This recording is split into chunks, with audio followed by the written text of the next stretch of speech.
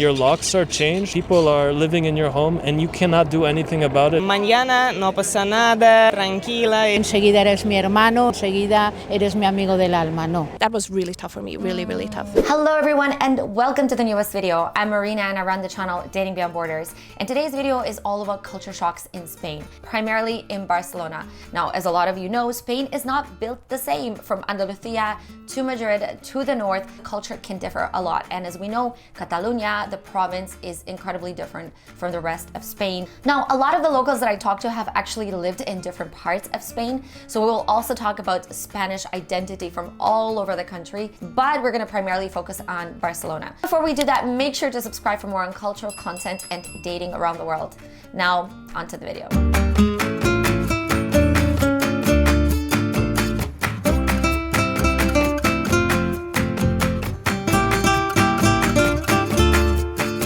So what's your name and where are you from? I'm Gabby. I'm from Lithuania, but I grew up in Germany. My name is Indy McKay. I'm from the Netherlands. I'm Brenda. I'm from Argentina. Gabriela.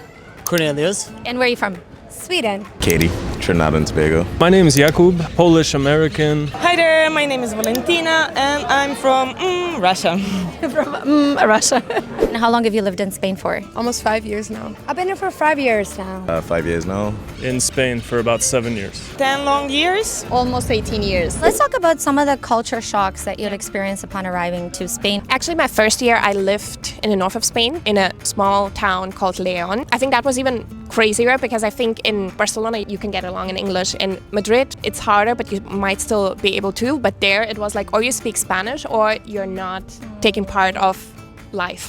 That was really tough for me, really tough. The first cultural shock which I had actually when I first time arrived here, that all the people they were talking to me on the street. Hola guapa, hola guapa. I didn't know what it means. I got freaked out, you know, like I ran back home and I locked myself in and I didn't want to leave because like so many people, they just talk to you and what do they want and stuff like that. Spain is kind of like the Caribbean in that everybody's late. It's like this joie de vivre, just going out, having a good time and stuff like that. So it actually was less of a culture shock than when I moved to Canada. Being Swedish is my structure when it comes to my work. In Spain, we call it mañana mañana. Everything is like, okay, we have to get this ready, but whatever, we'll keep it to another day. Everybody's like, let's see, tomorrow. I'm very structured. That's my Dutch part. It used to piss me off, and actually it was a reason for me to be more on my own. But it helped me relax more too, you know, because the thing about being so planned and structured is always like, if it doesn't go according to plan, you'll be stressed. Just mañana no pasa nada, tranquila. When I first came here to Barcelona and I started working as a video producer and stuff like that, I always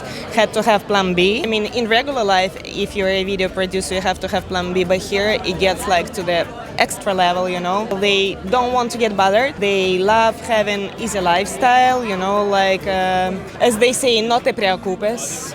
This is from where it comes, like this kind of passion for life and enjoyment. Unfortunately, they don't have limits. The hours were different. For example, in the Netherlands, at 7 you work, at 5 you're done, at 6 you eat dinner, and then you don't go out anymore. That's it. That's your nights, you know, like you watch a show and you go to bed. It's very like structured and it ends early. Here, when I see kids play at 11, I'm like, what, 11 at night, right? I was like really shocked about like the late night life out here. Where we're from, I think we have kind of the normality of being, you know, you kind of stick to your group, you don't really get to know new people and stuff like that. And here it's so easy and you get to know people from all over the world. Food-wise, in Russian culture, since the childhood, you eat proper food.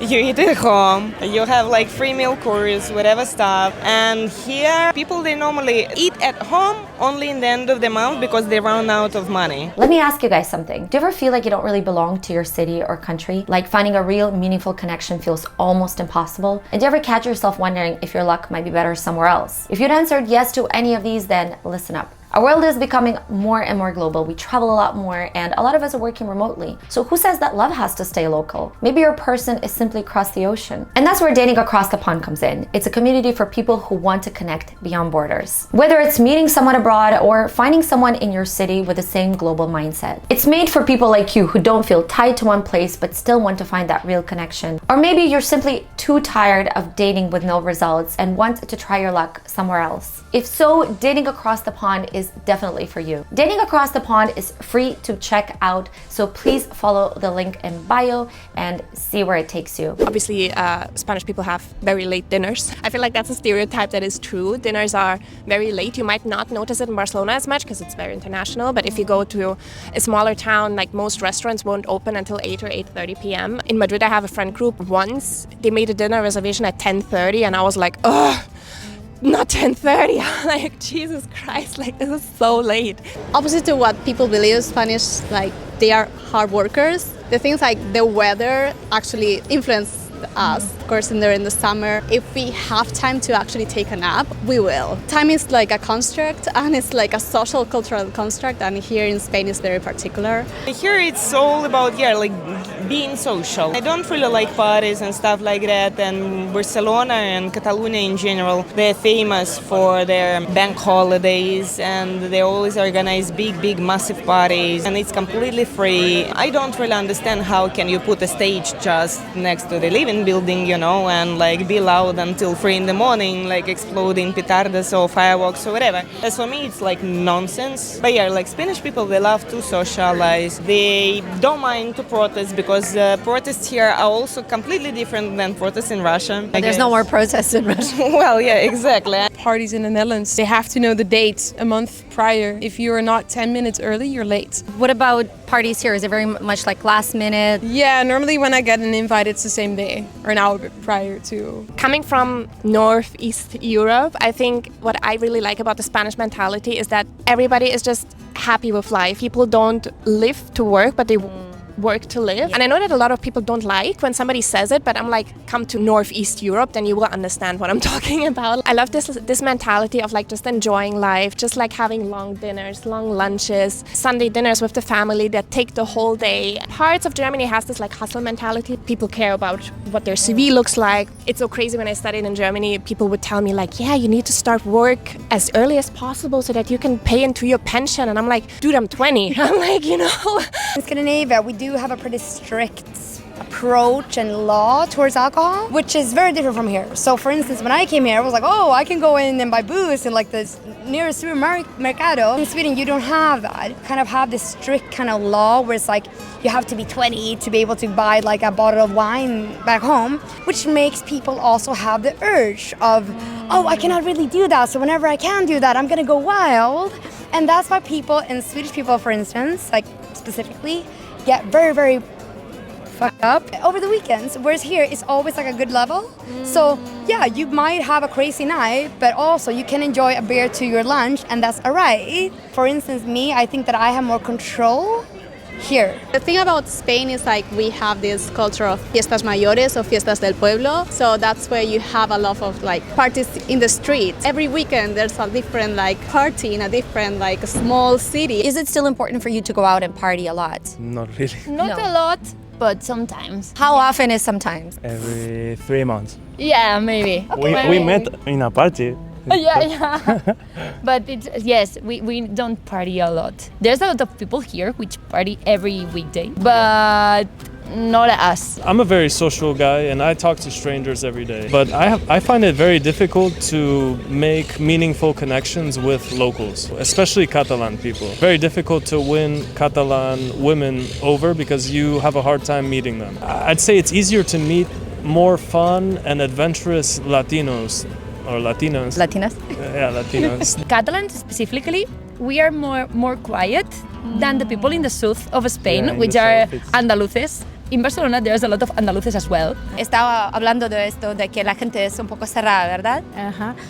Bueno, sí, eso es la fama, pero como sabes, cuando se crean unos tópicos, nunca son del todo verdad. Nosotros no somos tan abiertos como para de fiesta, enseguida eres mi hermano, enseguida eres mi amigo del alma. No, somos un poco paso a paso. For example, for Catalan people, they say they are very close-minded. They're like close in their inner circles. You cannot penetrate those circles. For me, because I've lived here all my life, almost all my life, I have that sort of bubble with my friends. Well, they're not that inviting. They don't invite you to their calçots when it's calçot season. They don't bring you to barbecues. I have Uruguayan friends here and we're doing asados every week, but I don't have a Catalan barbecue that I look forward to ever. Latinos are compared close to like Andalusian people where they're very warm and affectionate. They're calling you nicknames from day one like Tete or Pisha. Some people say Spanish people can be very abrupt. Very direct, yes. I think sometimes I can be that same way. I can be like, oh, okay, straightforward. I'm just not going to sugarcoat this to you. How are Spanish women different to Russian women typically? I would say in the way they are more hardcore, maybe less understanding in a way, because Russian woman, she would go to Siberia, like... And this actually happens. Exactly, yeah, like for her man and stuff like that. Spanish woman, I guess, like she is more independent. She also knows her rights. She wouldn't let her to be put in the kitchen, for example. How are dates different here than in the US? In the US, there might be a little bit more demanding. They might want you to take her out to eat at a fancy restaurant so they can get dressed. Here, it's more authentic. You're not really trying. You can make more jokes and be more natural. They're more family oriented. Spanish guys. Yeah, Spanish guys. So for example, every Sunday, family. What is the difference between the way people see relationships in Russia versus Spain? Russia is more family oriented. People from here would consider that as limiting their freedom in a way. I haven't met that many people in Russia who would be in open relationship, even though obviously they exist. I haven't met that many people who would be into polyamor and stuff like that, even though here it's basically on each corner. For instance, in our country, you study, you get a dog, you get a Volvo, you get a house. That's kind of like the typical way of growing up, like every country has in a sense. Keep in mind, in Barcelona, there's a lot of people coming here to study, to just be here for a couple of months. So I think that also kind of brings the dating scene to a place where you can also Tinder and just get laid for one night and so on. What do you like about living in Barcelona and what is something that you don't enjoy? I think the best thing is that it's such a beautiful city. I love getting people from all over the world to visit me and just so I can show them around Barcelona. Probably like how people express themselves. Way much more art, music, way how you express yourself if compared to Sweden. It's obviously the weather, the food and stuff like that. The only thing that to enjoy all of that, you have to earn decent money. So most of people who move here, they have to have 2 or 3 jobs. So Do you think Americans have it better or do you think Spaniards have it better? No, the quality of life is definitely better in Spain, but you have to have a good job where you're making enough money to pay your rent. A lot of people share apartments because the salary here is very low. It's almost impossible to buy a house yourself. One of the worst things about living in Barcelona is the amount of people that we have visiting all year long. Before it was only the summer, and right now it's all year long. Something that maybe is not 100% my thing, maybe it is the party culture because I'm not a big party goer. They do go very long because people stay out until 7 a.m. then they have breakfast and then they go home. I saw somewhere there was in Spain, if you come back home before 3 a.m. you didn't go out, you just had dinner. And I was like, wow, that hurt. Can't complain, it has everything, but for example, the chaos, it's on 24/7 and I'm pretty calm, so I just can't. I'm pretty overwhelmed quickly out here in the city. Do you feel happy living here? Do you feel like it's important to have this social aspect in your life? Absolutely. I think our social life is really important, but I'm not sure if that's because I'm from here. I prefer the life in small towns because everybody knows all the people in town. I went through a lot of shit in Barcelona, so in general, if I didn't have that amount of sun, which we don't have in Russia or particularly in Moscow, without sun, I guess my life would be different just to go through all that. When you now go back to the Netherlands, what are some reverse culture shocks you face? Easiness of everything, the calmness. People are so simple, which I used to hate, Now I come back and I am so appreciative of the country's simpleness, everybody on their bikes, everybody saying hi to each other, here, I think it's because of the pickpocketing and the scares of people that when you say hi and smile, they look strange at you. What advice would you give to someone who is moving to Barcelona? You have to grow some thick skin, definitely learn some Spanish, maybe even Catalan. Get earplugs. Yeah, earplugs. Yeah, you need earplugs to sleep in the middle of the night because there's people playing football at 2 a.m. and you have to yell at them saying, hey, I have to work tomorrow morning. Have you ever done that? Yeah, it happened this week. My first advice will be just get your NIE in your country. NIE, that's the ID, the local ID, which is difficult to get here, but like you can do it within a week in your country through the embassy or consulate. You have to be on your toes all the time because you never know if somebody's gonna pickpocket you. There's a lot of shady things going on. You said that and I looked in my bag right away because people have been telling me like, watch your bag. And I guess the other thing that's kind of weird is like, don't leave your house unattended because someone might take over it. Yeah, okupas, and there's a whole desokupa movement. Imagine like you leave your house for 1 week or 1 month because you want to go on vacation and then you come back and your locks are changed and people are living in your home and you cannot do anything about it because the government favors these kind of people over you. And it doesn't mean that these are like Moroccans or Algerians or Tunisians. No, they could be regular gypsy people from Spain that don't want to work. They saw your house is empty and they broke in through a window, changed the locks, and now you can't live in your own home and they will not pay you rent. That's so crazy. I have no words. Moderation and just kind of like knowing your limits on stuff because everything's easily accessible in Barcelona, and just learning when to say no to things is probably something that's important because Barcelona has this way of just sucking you in. You come for 3 months, you end up staying for 13 years. You come for 1 month, you end up coming back, and all of a sudden you're living in Barcelona, you speak in Catalan, and you've moved into a small town outside of Barcelona. You have 2 kids. Yeah.